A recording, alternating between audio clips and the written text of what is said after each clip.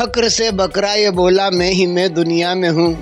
तब कहा जल्लाद ने किस खेत की मूली है तू। बात जब मानी नहीं उस मुर्दिले नाशाद ने, तो गुस्से में आकर के छुरी झट फेर दी जल्लाद ने। मांस हड्डी और चमड़ी निकली जो शरशार से, कुछ बिक गई कुछ फिक गई कुछ नुच गई बाजार से।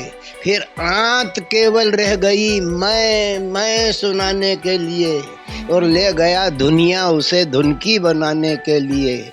वज्र के सोंटे से जिस दम आंत थर्राने लगी, तो मैं के सदमे में मैं के बदले में सदा तुई तुई तुई सदा। मैंने तो उसी क्षण कहा था कि ये जुमलेबाजी है, 400 पार कपोल कल्पना है, शेख चिल्ली की तरह बात करना है। एक अकेला सब पे भारी, एक मैं,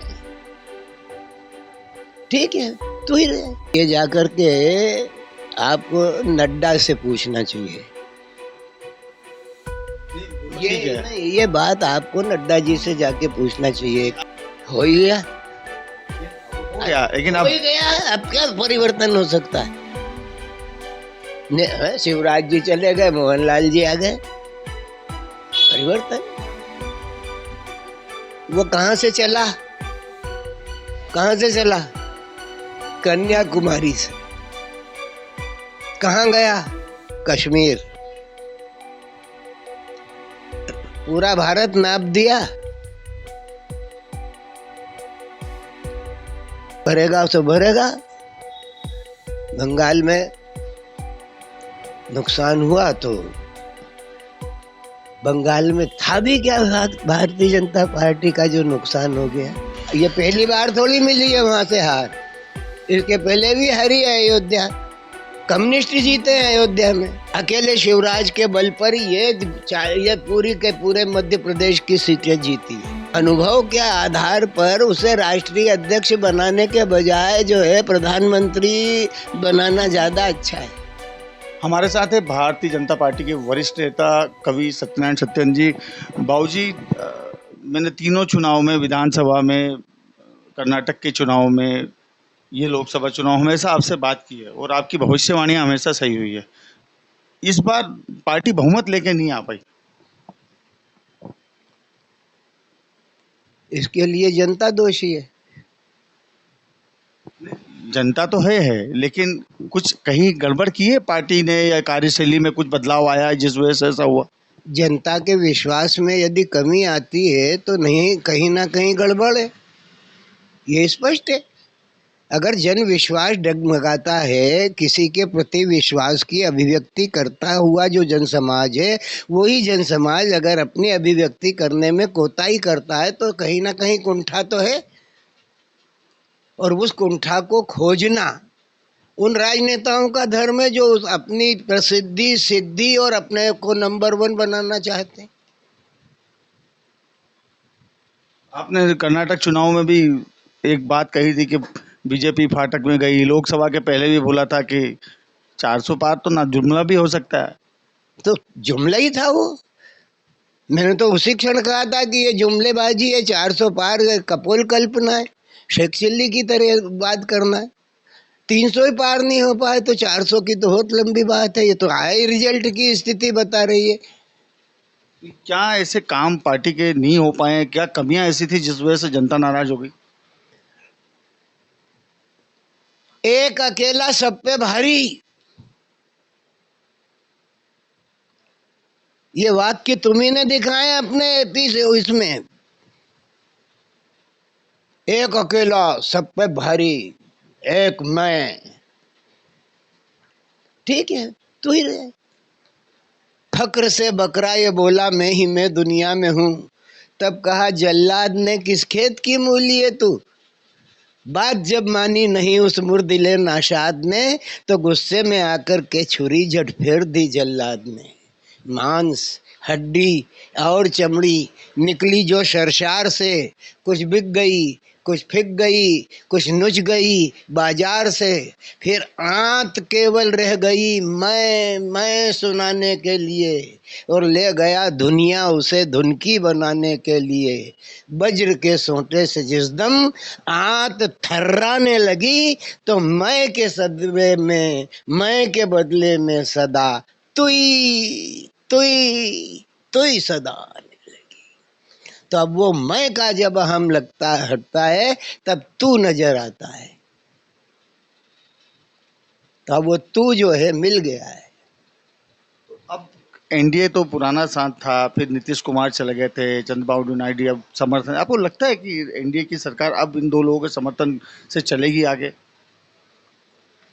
देखो भैया, नंदू लंगड़ा था और बंसी अंधा था, और दोनों को सड़क पार करना थी। ये पहली क्लास का पाठ है।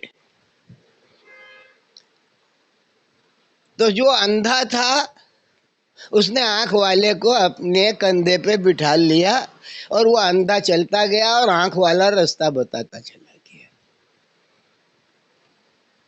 ये पहली कक्षा का पाठ है, आज का नहीं है, वो प्राइमरी स्कूलों में पढ़ाया जा रहा है। एक बैसाखी की बात की आपने कि बैसाखी की सरकार हो गई, अब तो उसके बल पे मैंने चल नहीं रही कही अभी आपसे, या आपने है। अपने मुझसे मुझसे कर रहे हो कि मुझसे मुझे मुझसे नहीं कही गई, पर कहीं तो कही। बैसाखी जो है, हम मैं हम चलाएंगे। अब बैसाखी लगी तो दूसरों की सलाह के बगैर नहीं चल पाओगे।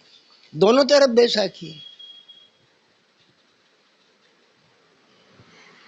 आप तो बड़े अटल जी के समय आपने काम किया, आडवाणी जी के समय काम किया था, नरेंद्र मोदी तो बहुत जूनियर हैं आपके। नहीं नहीं, कभी ऐसा कुछ नहीं है। राजनीति जो जो पद पर है सम्माननीय है, उसके द्वारा की जाने वाली जो कार्यवाहियां हैं वो जनहित की है, राष्ट्र हित की हैं, समाज हित की हैं, और वो सेवा का भाव लिए हुए हैं, तो वंदनीय है।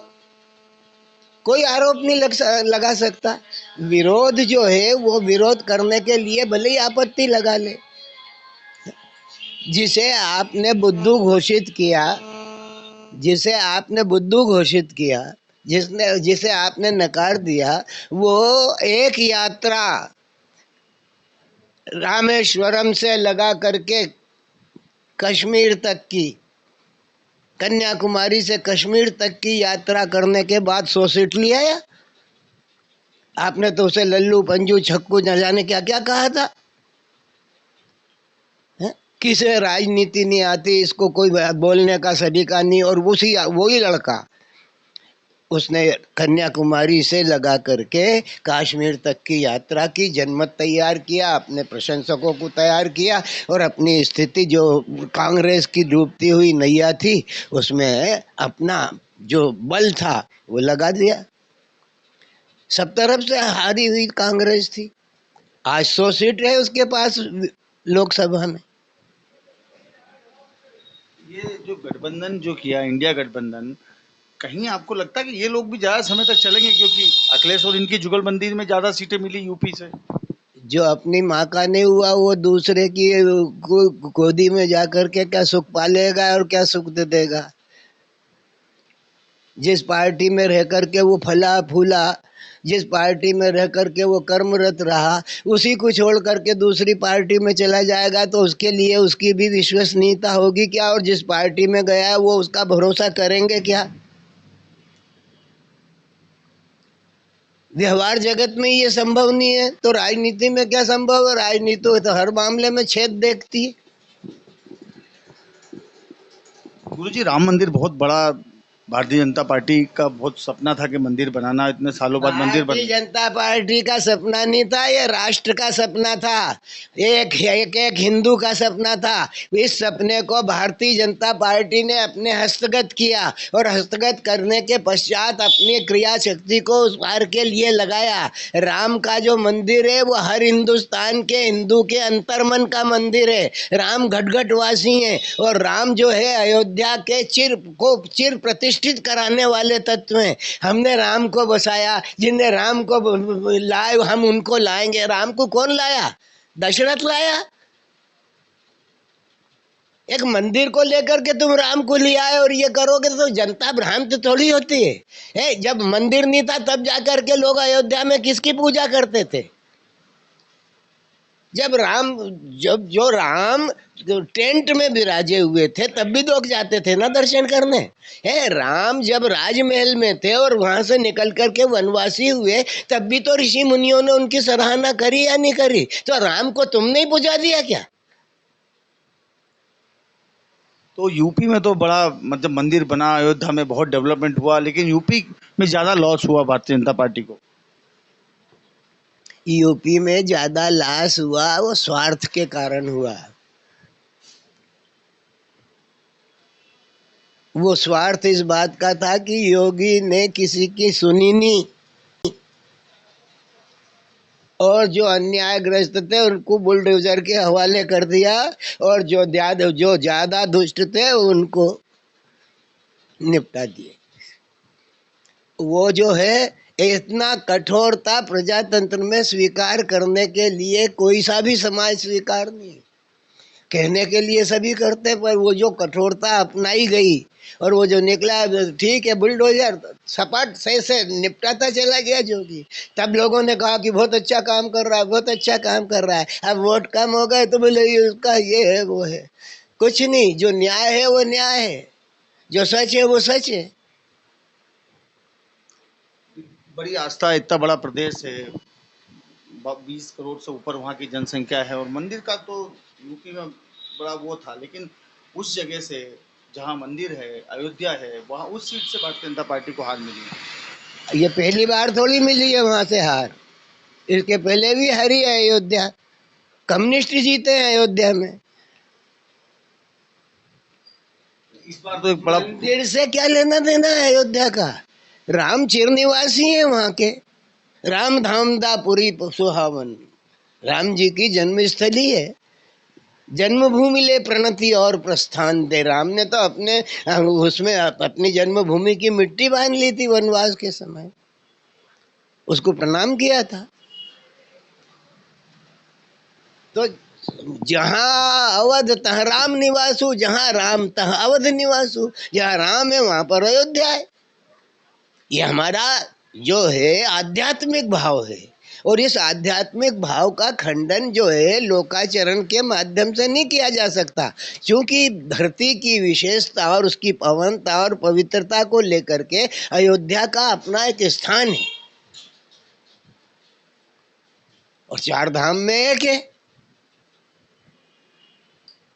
गुरुजी, पार्टी का बड़ा कोई कार्यकर्ता कुछ गड़बड़ करता है, शिवराज जी को भी आपने एक बार समझा दिया था बड़ा अच्छे शब्दों में, फिर उन्होंने आपको बुला लिया था, माफी भी मांग ली थी।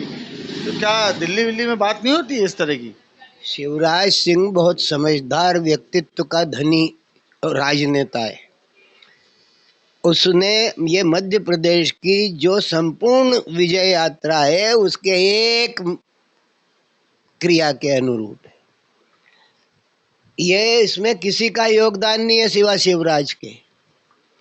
अकेले शिवराज के बल पर ये पूरी के पूरे मध्य प्रदेश की सीटें जीती है।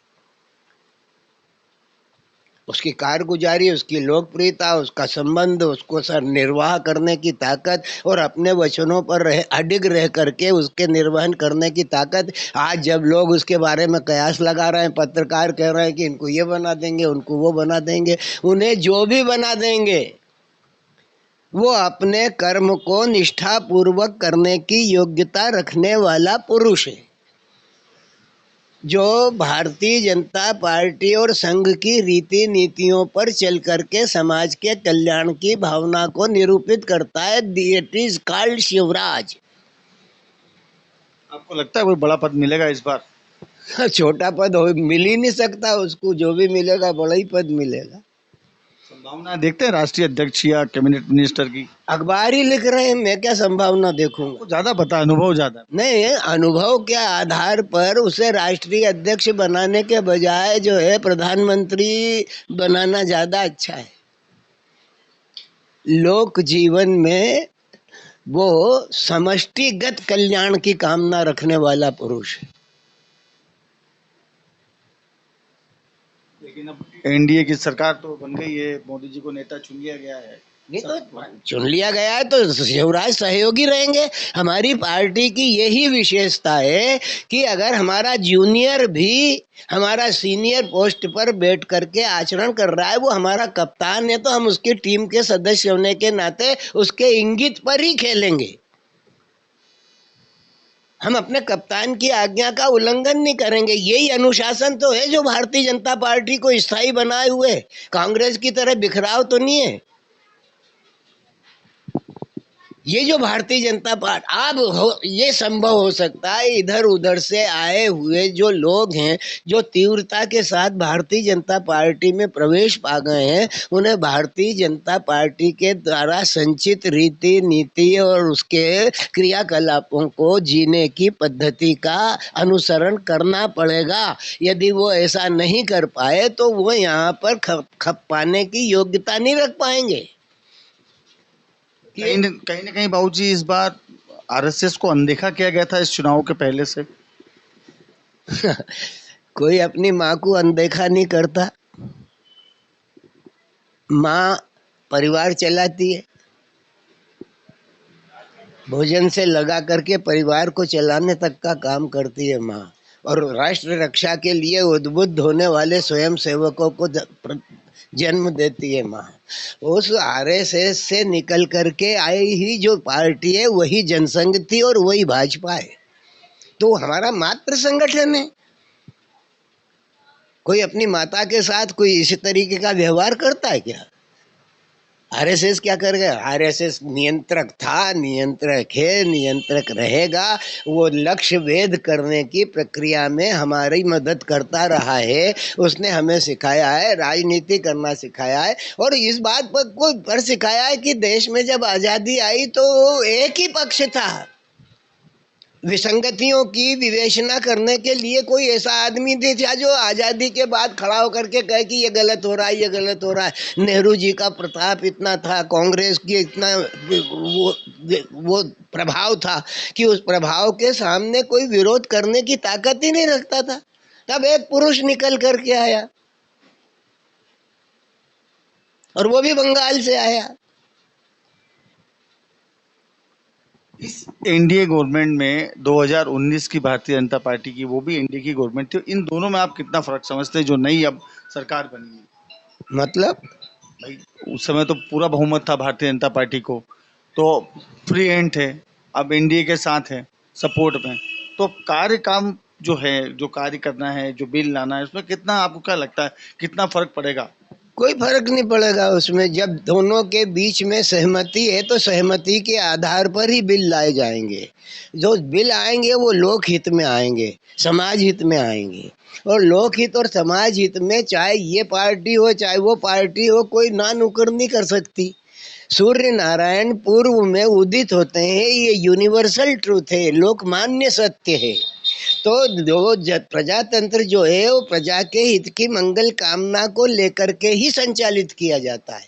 तो लोक हित में कोई सी भी पार्टी अगर पीछे कदम उठाती है तो या तो उसका गद्दारी की श्रेणी में आती है, और या फिर वो किसी स्वार्थ के परिणाम स्वरूप इस तरीके का आचरण करती है। तो लोकहित है और लोकहित के लिए प्रजातंत्र है, लोक के लिए प्रजातंत्र है और लोक के द्वारा यो संचालित है। नीतीश कुमार तो पलटीबाज हैं, इधर उधर जाते आते रहते हैं, तो आपको विश्वास है कि इतना चलेगी ये सक्सेसफुल? मेरे विश्वास से नीतीश कुमार नहीं चलने वाले हैं।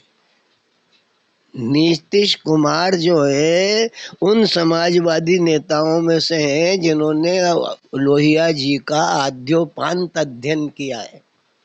लोहिया जी जो है वो नए के प्रति आग्रहशील पुरुष थे।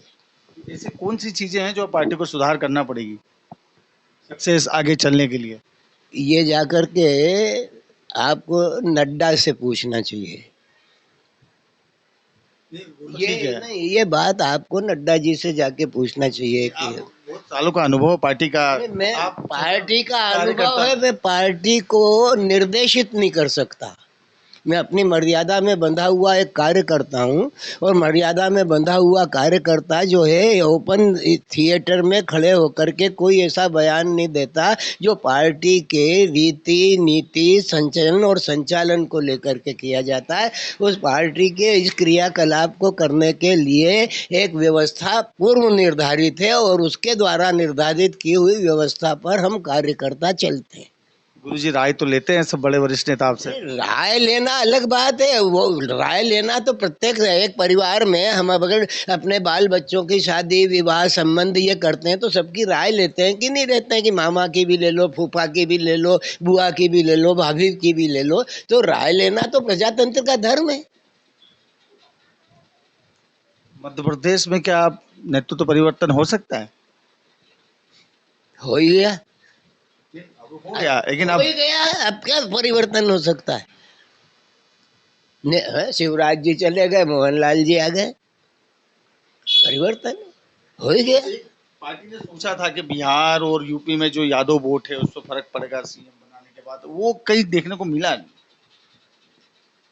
जातिगत समीकरण जो है वो किसी स्थिति विशेष में ही अपनी प्रक्रिया को अंजाम देते हैं, अन्यथा हर मानव स्वतंत्र है। अच्छा, आपने राहुल गांधी की एक बात कही कि उन्होंने यात्रा निकाली और लोगों को मोह लिया और इतनी सीटें लिया है। क्या लगता है राजनीतिक भविष्य आगे राहुल गांधी का? आकलन किया था वो सही निकला? वो कहाँ से चला? कहाँ से चला? कन्याकुमारी से। कहाँ गया? कश्मीर। पूरा भारत नाप दिया।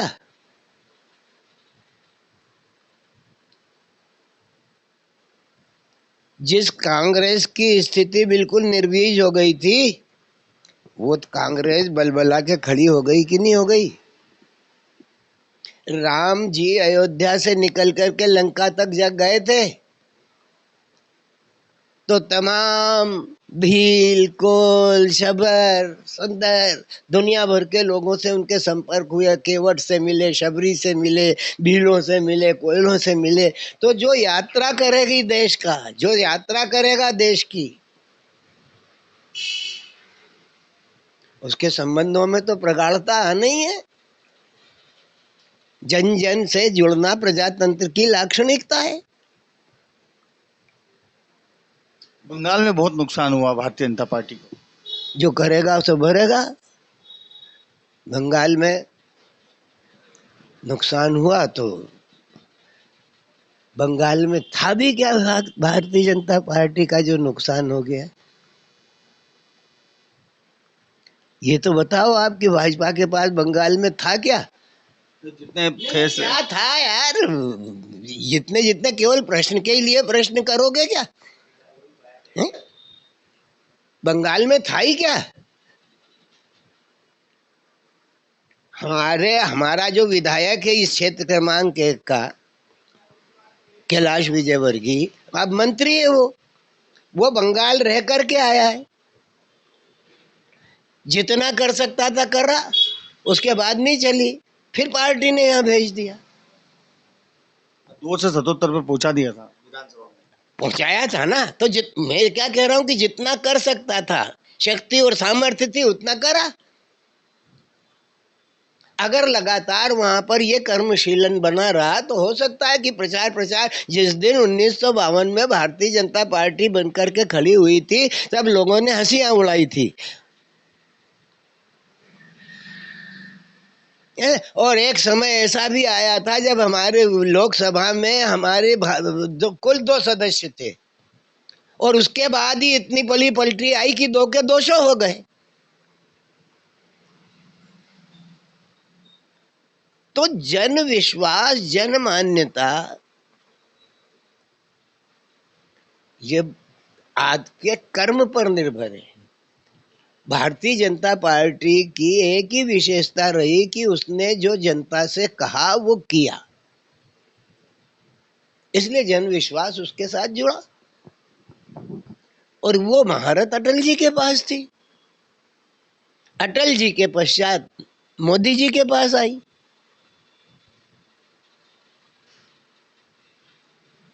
बाबूजी जनता का काम तो किया, लेकिन फिर भी ये स्थिति आ गई ना ऐसी। काय की स्थिति आ गई? अटल जी के सामने भी यही स्थिति आ गई थी और बढ़िया सरकार चल करके अब दिखा दी उन्होंने, है? तालमेल के साथ अगर प्रेम भाव से चलाया जाए, एक दूसरे की बात सुनी जाए और वो जनमानस के लिए जो कल्याणकारी योजनाएं उनको लेकर के किया जाए तो कोई तकलीफ ही नहीं है। तमाम राजनीतिक दल राष्ट्रोत्थान के लिए लड़ते हैं, समाज उत्थान के लिए लड़ते हैं। कोई ये थोड़ी सोचता है कि ये देश खराब हो जाए या समाज खराब हो जाए, सब लड़ते हैं। तो अब वो आज जो मोदी जी के अगल बगल जो दो तत्व हैं, एक दक्षिण से है, एक उत्तर से है, तो पूरा भारत तो मिल ही रहा है दोनों के मिलने से। एक बिहार से, एक हैदराबाद से। बढ़िया चलेगी मतलब सरकार ये। बिल्कुल चलेगी। जब उत्तर दक्षिण एक दूसरे की सहमति लेकर के खड़े हुए हैं तो पूरे पश्चिम को तो मानना ही पड़ेगा।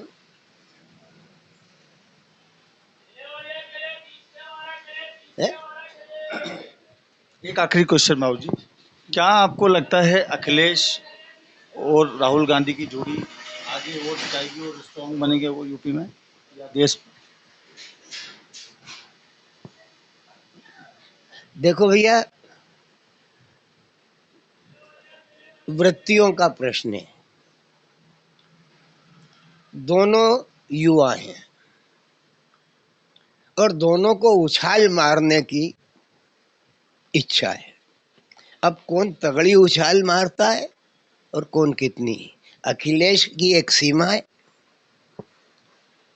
समाजवादी पार्टी के अगर दर्शन होते हैं तो केवल उत्तर प्रदेश में हो रहे हैं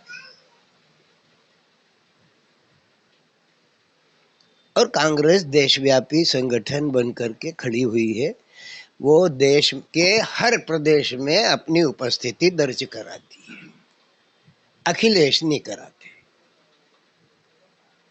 अखिलेश की अपनी सीमा रेखाएं हैं,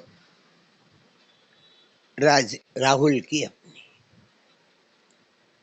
इसमें जो बीजेपी ने अपनी व्यापकता स्थिति बनाई है वो राष्ट्र को लेकर के बनाई है। शक्ति का जो समुच्चय आया है वो राष्ट्र धर्म के नाम पर आया है।